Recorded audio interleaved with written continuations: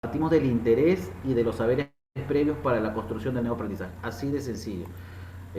Teoría del aprendizaje por descubrimiento: el estudiante aprende interactuando con el entorno, con el ambiente, porque desarrolla su sentido de indagación con retos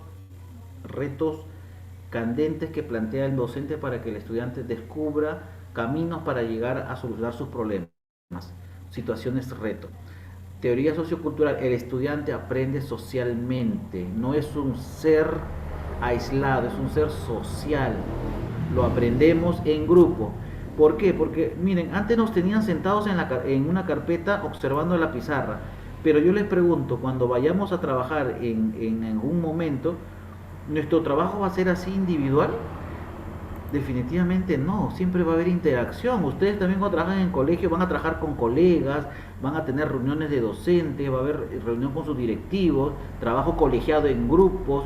Entonces siempre en cualquier contexto laboral como parte de nuestra vida vamos a requerir interacciones con los demás. En familia interactuamos, en la sociedad también. Entonces, ¿por qué la escuela antigua nos centraba en el individualismo y no en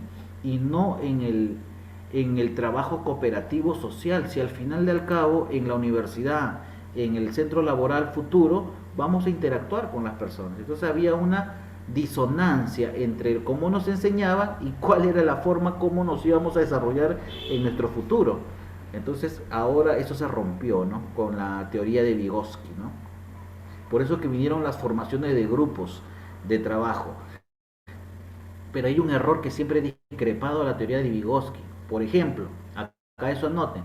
Cuando hacemos los trabajos en grupo, en las aulas de clase, no sé si a ustedes les ha pasado, en presencialidad sobre todo, cuando nos sentamos en un aula, entramos a un aula y tenemos 25 estudiantes y ya están formados en grupos.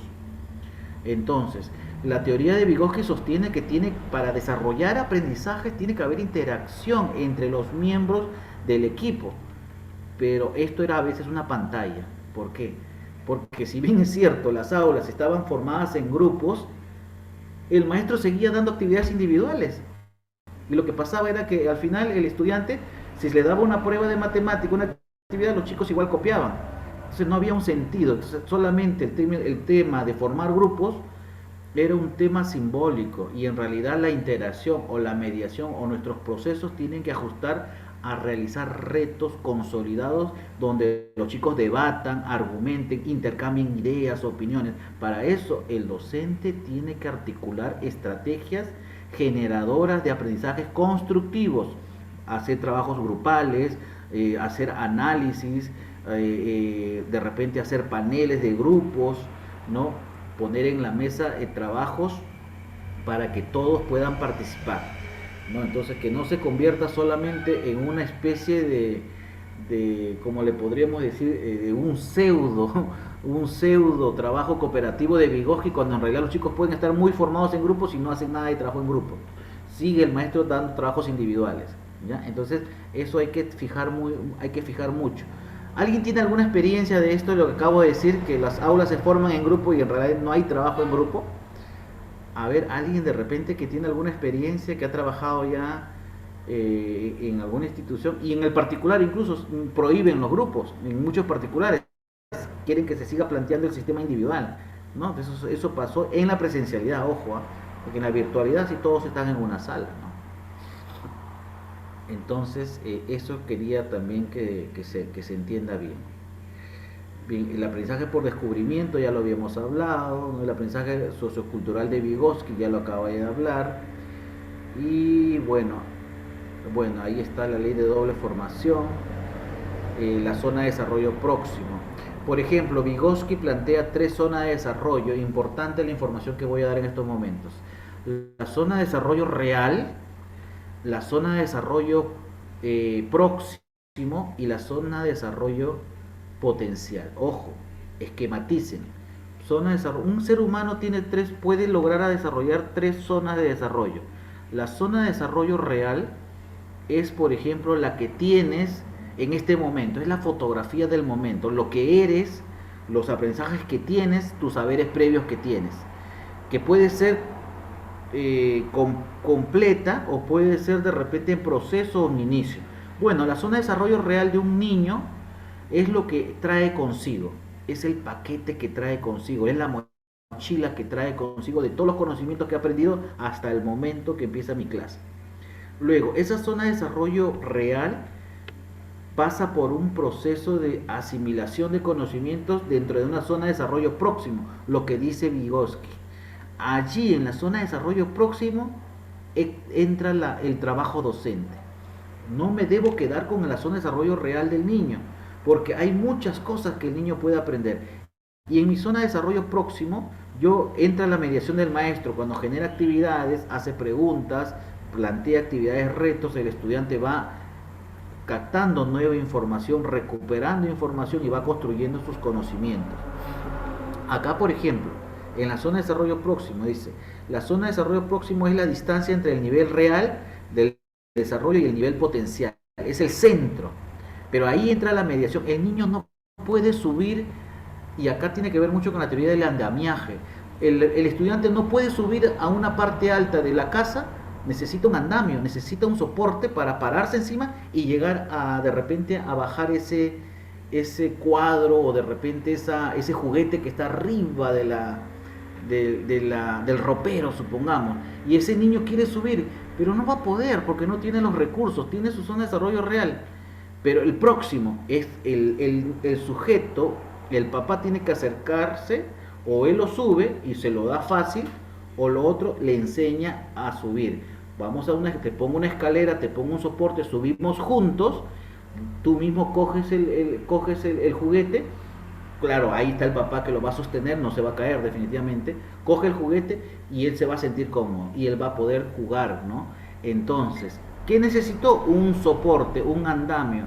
Entonces, la teoría del andamiaje tiene que ver mucho con que el maestro sea ese soporte, sea ese andamio que ayude al estudiante a salir de su zona de desarrollo próximo, real, disculpen, a su zona de desarrollo próximo, y luego, cuando él aprende, el niño lo hace solo, ya no necesita el soporte del adulto, el adulto ya no va a poner, ya no le va a ayudar a subir, sino con el aprendizaje obtenido, ¿qué va a hacer? A ver, Evelyn, ¿qué va a hacer el niño?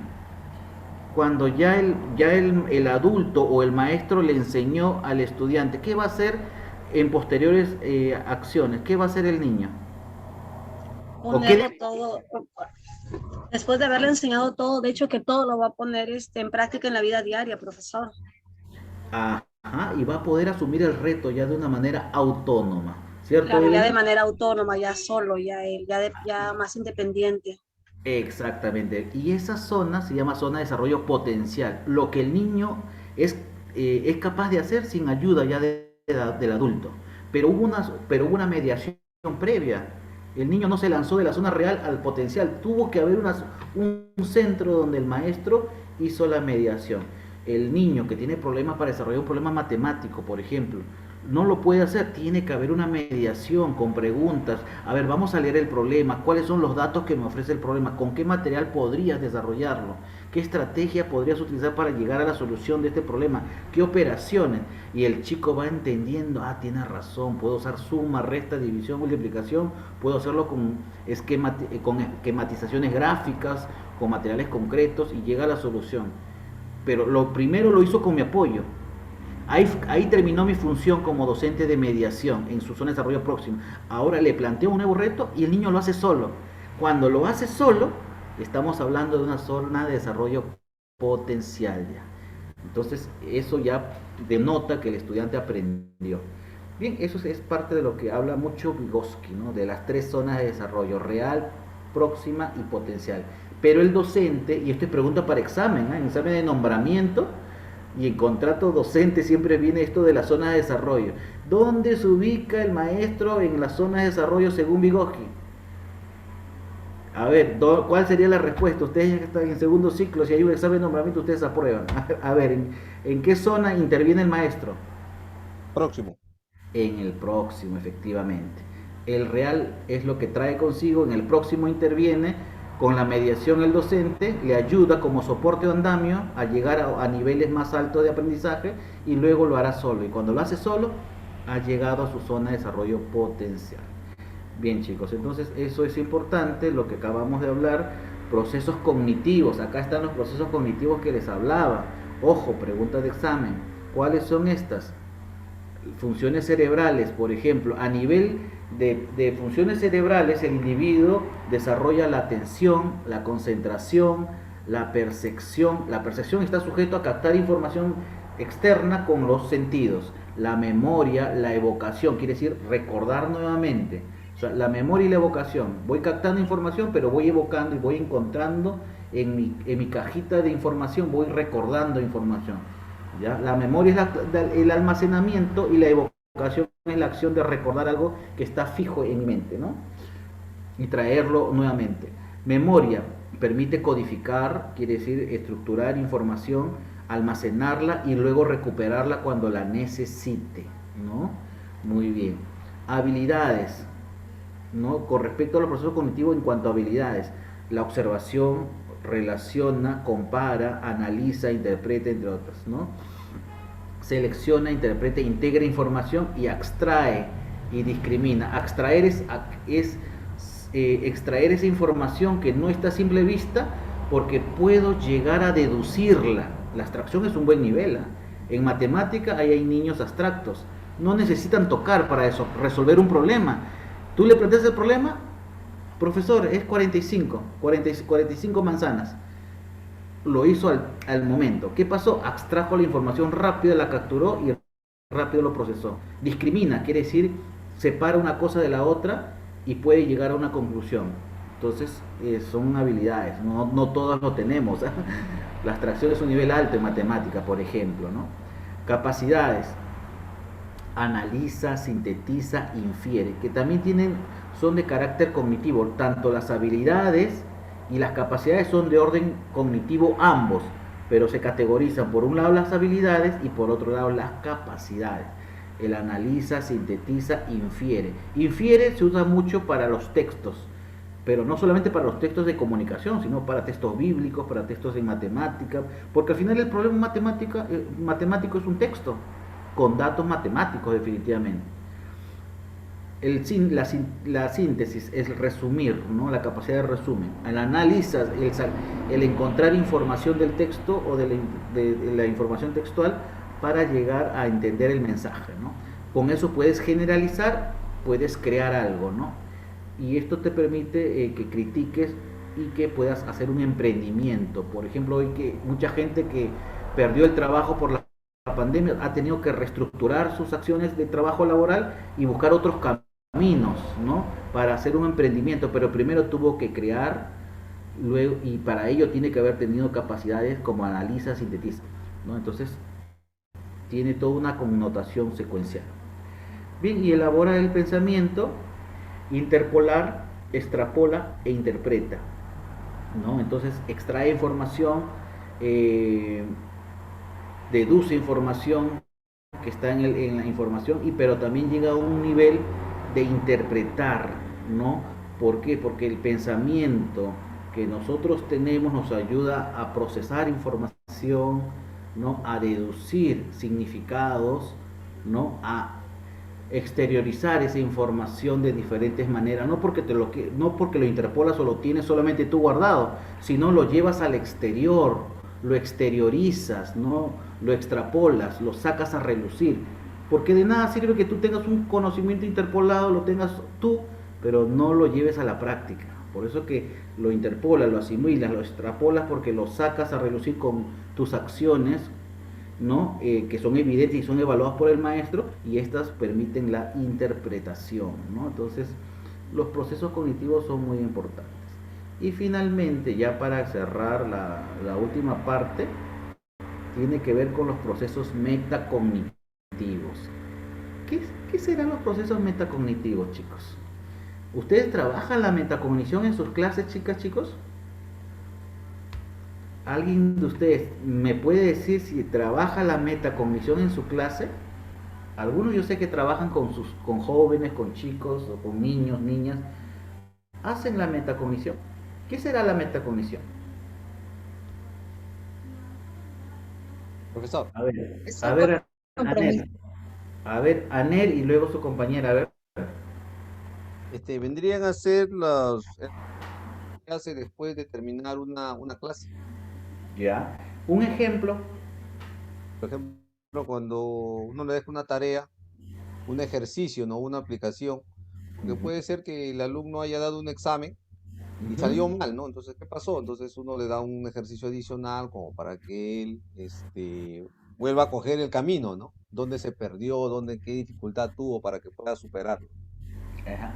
Y yo te pregunto, a ver, en tu experiencia, López, y me comentaste que manejas mucho la parte matemática, ¿habrá una diferencia entre ejercicio y problema? El ejercicio normalmente va dirigido cuando dice simplifica, calcula, ¿no? Resuelve. En Sí. cambio, un problema tiene todo un texto, una parte literal en el cual el estudiante tiene que interpretarlo y para plantear una ecuación, por ejemplo. ¿Y cuál de los dos estaría alineado más al enfoque por competencias? En el caso de matemática, ¿las operaciones o los problemas? Ya es relativo, profesora, porque pues, en algunos casos yo puedo decir que puede irse los problemas, ¿no?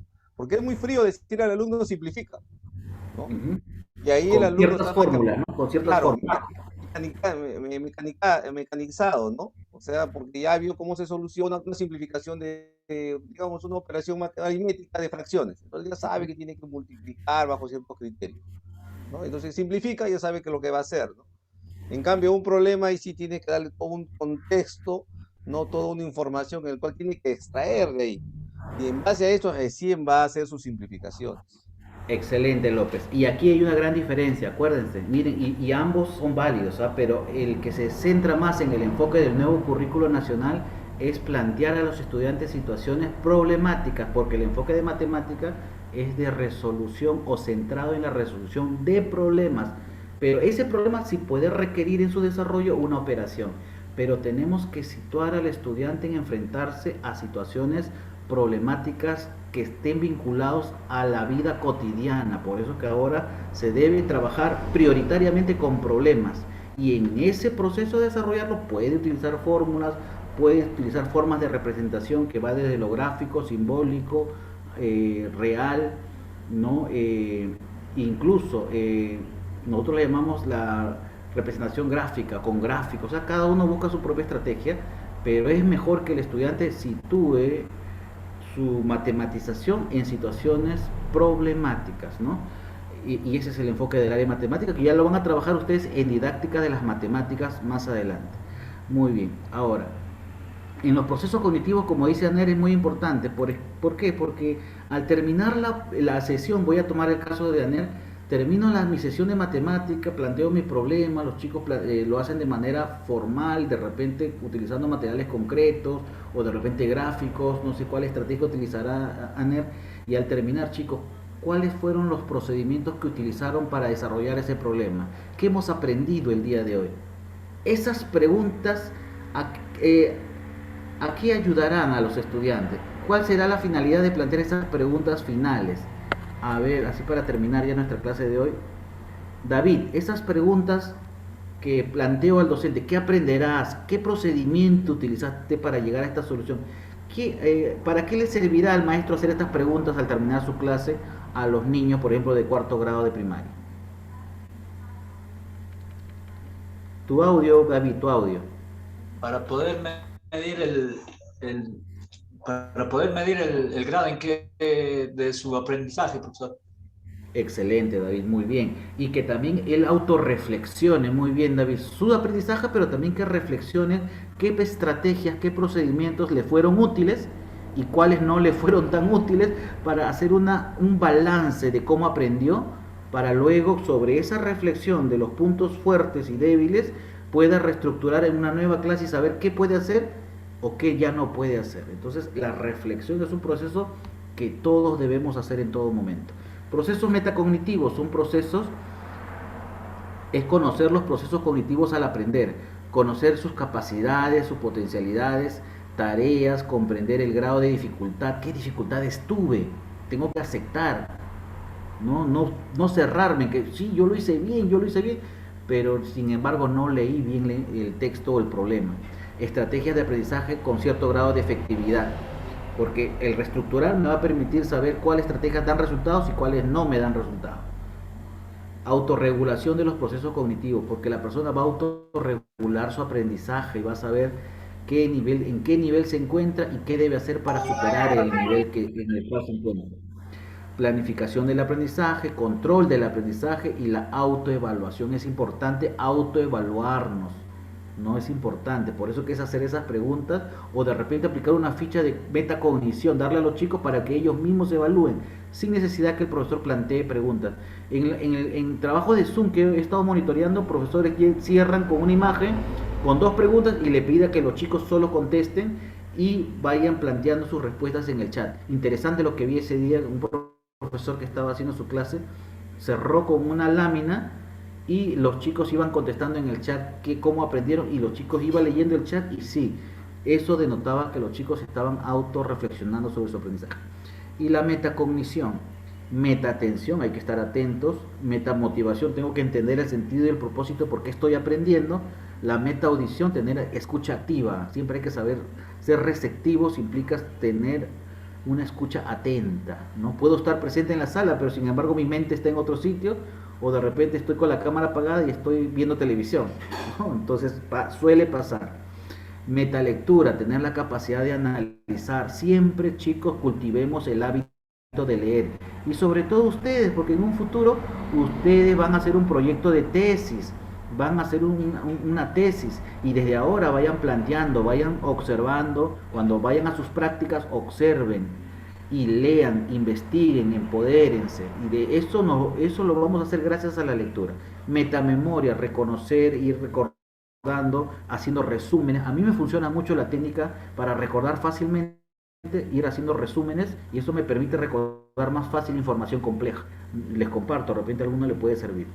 Metapensamiento, constantemente estar pensando y repensando en lo que vamos aprendiendo, para qué me sirve esto, cómo lo aplico en mi vida personal. El pensar diariamente sobre lo que hacemos es muy importante.